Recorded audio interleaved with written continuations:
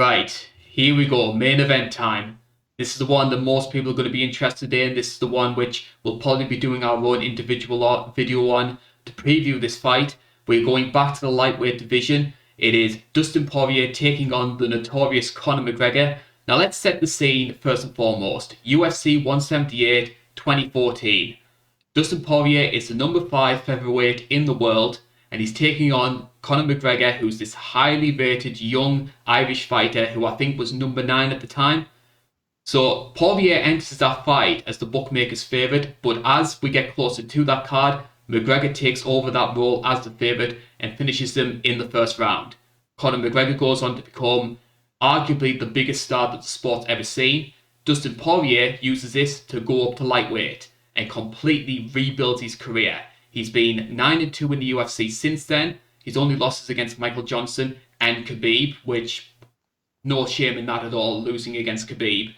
Conor, of course, he's had his demons outside the cage. He's had matches with Nate Diaz, double champ status, and yet 7 years later, these two reunite again.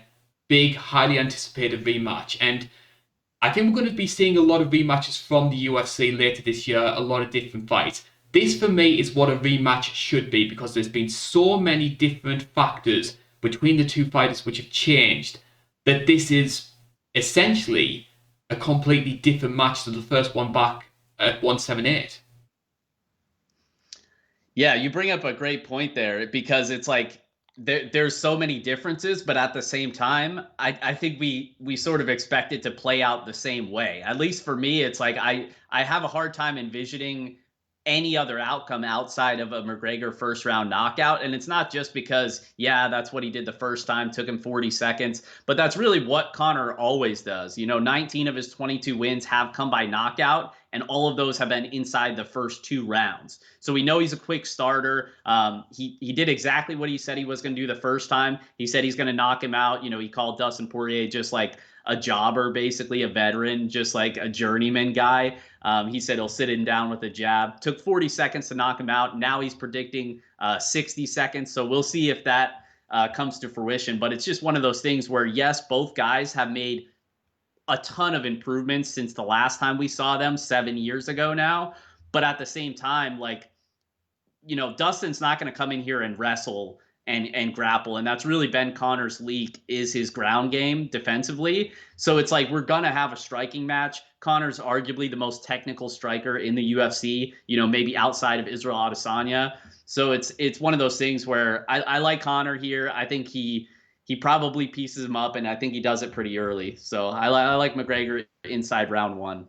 And what makes this interesting for me, from Conor's perspective, though, is we still have this air of mystery about how good Conor McGregor, this modern version of Conor McGregor, is.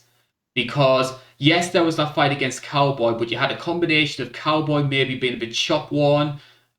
We know that Cowboy doesn't start very well whatsoever, and that's how it played out in that fight. So we've only got 40 seconds of action to determine this new Conor McGregor.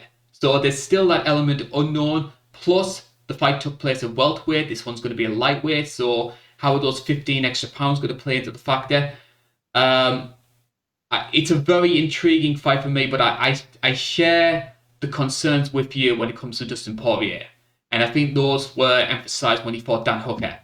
I don't know if it was maybe because Dustin was maybe a bit short on confidence because of what happened against Khabib, or whether Dan Hooker was a much tougher opponent than he expected. But Poirier always had this habit, especially sort of pre-Michael Johnson. He would just load up on his shots a bit too much. He would overstretch, trying to go for that big finishing shot all the time. And he started to revert back to that in the Dan Hooker fight. He was throwing some bombs in that second round. And we know how clinical Conor McGregor can be. We saw that against Eddie Alvarez. Eddie was overstretching with a lot of those big overhands, and Conor, just with that piston left hand, was tagging him over and over again. If Dustin Poirier does that against Conor McGregor this time around, we're going to get a similar result to what we did first time. Yeah, and that's a really another great point is just the counter striking of Conor McGregor. Dustin kind of plays exactly into that. And the first time they fought, Dustin was spamming a lot of leg kicks early. Those are type of things where yeah, that can give Conor problems if the fight goes the full 5 rounds. But as we talked about before, McGregor fights don't usually go outside the first round or two. So it's like one of those things where I'd be very surprised if Poirier comes in here and really even makes it look all that competitive, to be honest with you. And I know that's kind of harsh, and I love Dustin Poirier as well, but it's just one of those things where I think Conor, his striking is levels better than Dustin Poirier, and it's not to take away from Poirier, but it's also the durability as well. We barely seen Conor. Habib had him stumbled a little bit in their fight, but we've hardly even seen Conor hurt. And Dustin, not only Conor was the first one to knock him out, but he's been knocked out since then. He's been in a couple wars as well since then, the Max Holloway fight, the Dan Hooker fight. So it's just one of those things where it's just another area where I favor Conor McGregor in terms of the durability. What are the upsides when it comes to Dustin Poirier? Because there are going to be people out there that want to find a reason to back him. What is his path to victory?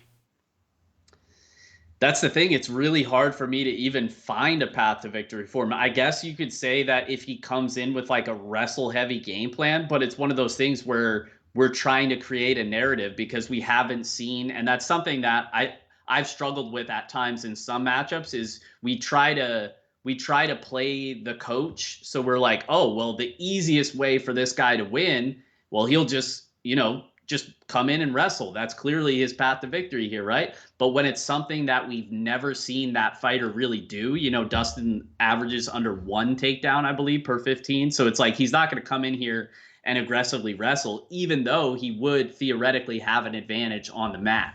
So it's just kind of one of those things where it might make sense for him to do that, but because we haven't seen it, I find it hard to believe that it'll actually happen.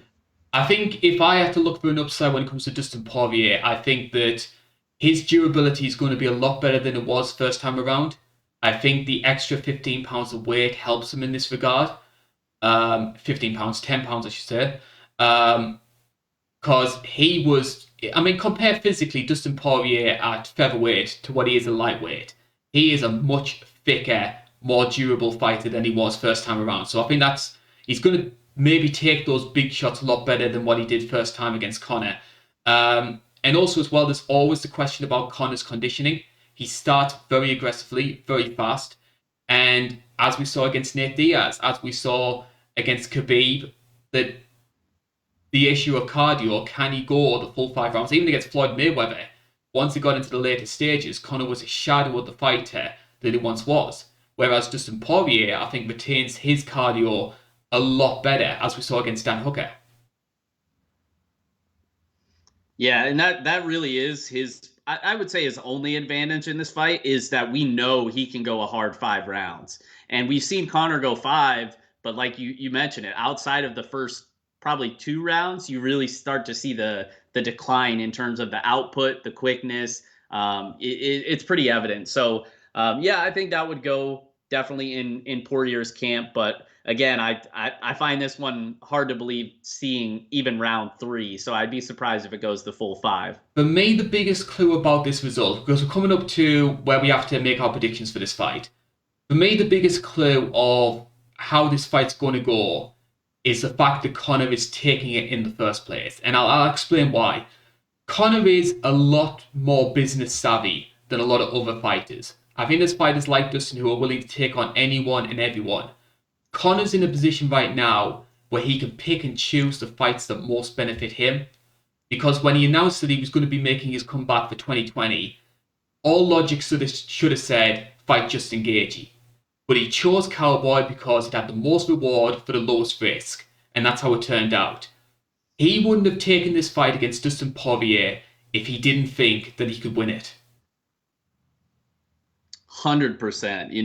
You hit the nail on the head. He's handpicking his matches, and he's doing that in this fight because A, he's done it before, but B, he's confident that he can do it again. And that's the main thing here. Like Conor's not accepting the fight against Justin Gaethje because he knows, why would he want to take that level of damage even if he wins? The upside is less than the downside in that aspect. A potential fight against Charles Oliveira, that's a nightmare matchup for Conor McGregor. So he's not putting pen to paper on those bouts. But against Dustin Poirier, who he knows he has a striking advantage, a durability advantage, a power advantage, yeah, I think it makes total sense. I think McGregor knocks him out. I'm gonna say a McGregor knockout as well. I think Dustin's gonna do enough to survive the first round, but Conor will get it done in second. I see something similar to the Eddie Alvarez fight.